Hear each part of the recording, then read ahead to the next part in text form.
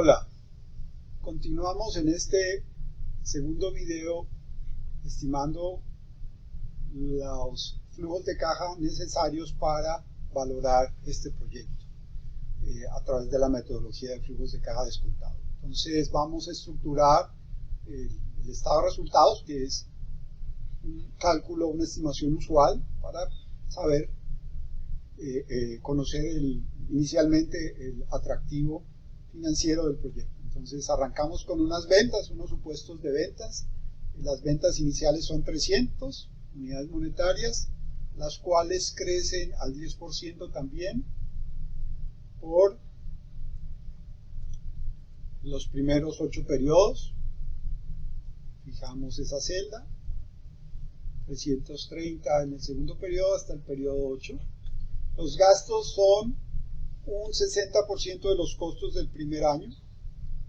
Como aquí en el EBITDA hemos calculado la suma algebraica, entonces vamos a colocar el gasto como un valor negativo, entonces menos el 60% de estos 300 millones, es el primer valor, y crecen a una tasa un poco inferior al de las ventas, crecen al 8%, entonces básicamente es 180 por 1 más 8% fijo. Entonces tenemos ya los gastos. Aquí hemos, por supuesto, simplificado esta estimación.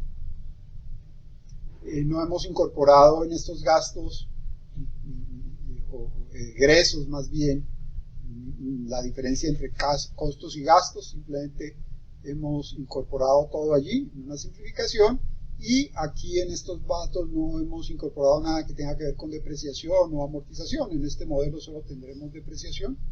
Entonces calculamos de forma directa el EBITDA. Eso no es usual en los estados financieros, pero digamos que conceptualmente es correcto. Entonces a este EBITDA, por supuesto, le restamos el gasto por depreciación que ya hemos calculado previamente. Esta depreciación vimos que era de 72 por periodo, la depreciación del periodo, por los periodos que se dé.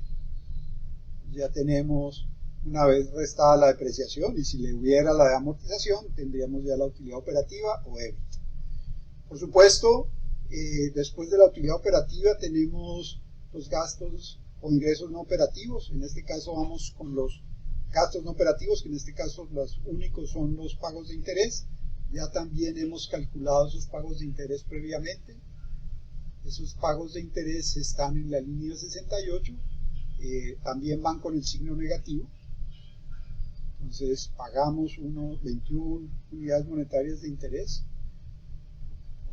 En este caso hemos habilitado el periodo 4, entonces el tipo de endeudamiento 4, que es patrón de pagos, o sea, no hemos pagado nada, excepto que a partir del último periodo, del periodo N+1, la deuda crece a G. En este caso eso no se alcanza a percibir aquí, pero para simplicidad vamos a cambiar al más usual, que es el modelo tipo alícuota, o sea, vamos a colocar este endeudamiento en tipo 1. Entonces ahí ya tenemos un endeudamiento que desaparece a partir del periodo 6.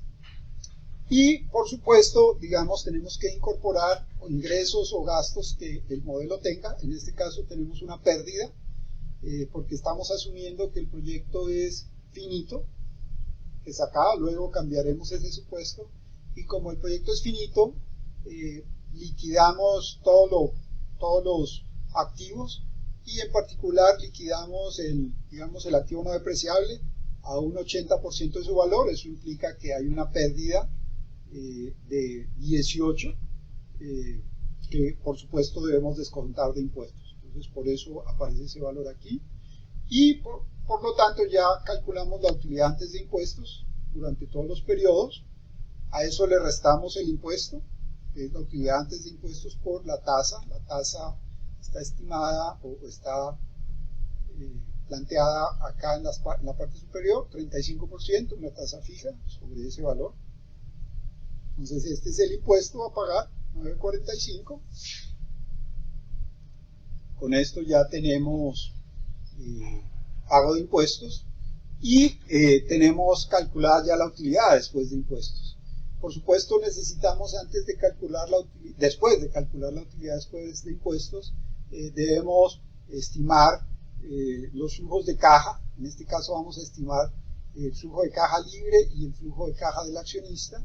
Entonces, para estimar el flujo de caja libre, debemos recordar que en el flujo de caja libre hay una serie de imperfecciones. Una es la depreciación, que no debería estar considerada porque no es un gasto real. Entonces le sumamos la depreciación que le habíamos restado previamente por ser una salida que no es una salida de efectivo. Entonces le sumamos esa depreciación para corregirla. Y el flujo de caja libre es una medida que se estima asumiendo que no hay deuda. Por lo tanto, como en esta utilidad que estamos usando como base hemos restado el interés, debemos volvérselo a sumar, pero este interés que está aquí antes de la utilidad, antes de impuestos, por supuesto está descontado por impuestos. Entonces debemos sumarle un valor después de impuestos, o el valor neto de impuestos. O sea que el valor en realidad sería este interés, lo sumamos de nuevo, buscamos este interés donde sea que lo hayamos calculado, en la línea 68, después de impuestos, que es esencialmente multiplicarlo por 1 menos la tasa del 35% que vimos hace un momento. Esa tasa, por supuesto, es fija. Y ya hemos sumado el interés después de impuestos, lo que nos permite estimar lo que en este modelo hemos denominado el flujo 1, ¿sí? Que es esencialmente depurar la utilidad para hacer, digamos, hallar un valor que aquí hemos llamado flujo 1, pero que en otras condiciones puede considerarse como la utilidad operativa después de impuestos. Una vez calculada esta utilidad operativa, le vamos a restar las inversiones requeridas, que es lo que demanda la estimación del flujo de caja libre. Entonces tenemos dos inversiones requeridas. Una es la inversión del periodo cero, que son estos 450 millones. Entonces, por supuesto, estos valores son negativos, estos 450 millones que van restando aquí. De estos 450 millones recuperamos, digamos, el valor de 90, que es el valor al que vendemos el activo, digamos, no depreciable. Aquí busquemos el cálculo de este valor. Estos 90, ¿sí? Este es el valor. Aquí, como ya hemos considerado la pérdida en impuestos acá, aquí colocamos, por supuesto, el valor en libros, que es lo que deberíamos compensar. Entonces ya tenemos los flujos de la inversión y ahora debemos restar los flujos del capital de trabajo, que también restan. Entonces es la inversión en capital de trabajo del periodo cero, ¿sí? Hasta el periodo final. Recuerden que aquí estamos asumiendo que el proyecto es finito, por lo tanto los flujos se recuperan en el periodo 8, entonces por lo tanto aquí vemos este ingreso de efectivo al proyecto. Entonces, con base en estas cifras ya podemos estimar el flujo de caja libre, que es simplemente la suma de estas tres celdas de acá. Entonces vamos a proceder, la suma de este valor, el flujo 1 o la utilidad operativa después de impuestos, y las inversiones necesarias. Pues con base en este cálculo, estimamos los flujos de caja libre de todos los periodos. Aquí en este caso, en el periodo 9, tenemos un flujo de cero, pues por supuesto porque el proyecto dura hasta el periodo 8. Y esto nos permite estimar el flujo de caja libre.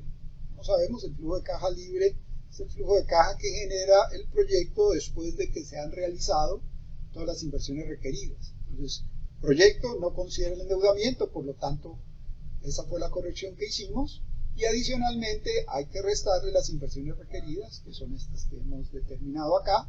Por lo tanto, aquí ya tenemos el flujo de caja libre. Podemos continuar para estimar el flujo de caja del accionista.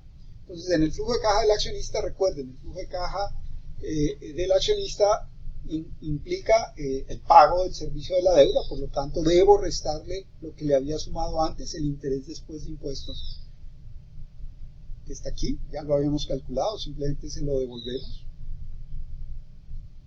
Y debemos incorporar, por supuesto, los flujos que la deuda aporta, porque como estamos hablando del flujo de caja del accionista, entonces el flujo de caja del accionista solo incorpora los recursos propios del accionista. Y por supuesto, la deuda es un recurso que no es del accionista, entonces debemos incorporar o sumarle los flujos positivos de la deuda. Vamos a buscar dónde los tenemos.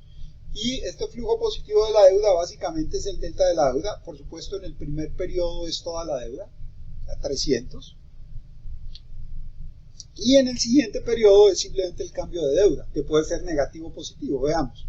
En esta elección, la deuda en este periodo es 258, la deuda en el periodo anterior era 300, por lo tanto el cambio de deuda aquí ya es negativo, de menos 41,94, y por lo tanto, digamos, vamos pagando la deuda, por lo tanto el flujo de caja del accionista debe considerarlo en consecuencia. Entonces aquí ya tenemos este flujo de caja, este segundo flujo de caja, muy importante. Los flujos más importantes en términos de evaluación de proyectos son el flujo de caja libre, que es el que estamos viendo acá, y el flujo de caja del accionista. Ya hemos calculado los dos flujos. Vemos aquí pues que en este caso el flujo de caja del accionista es sustancialmente menor, ¿sí? Excepto pues cuando ya la deuda termina de pagarse.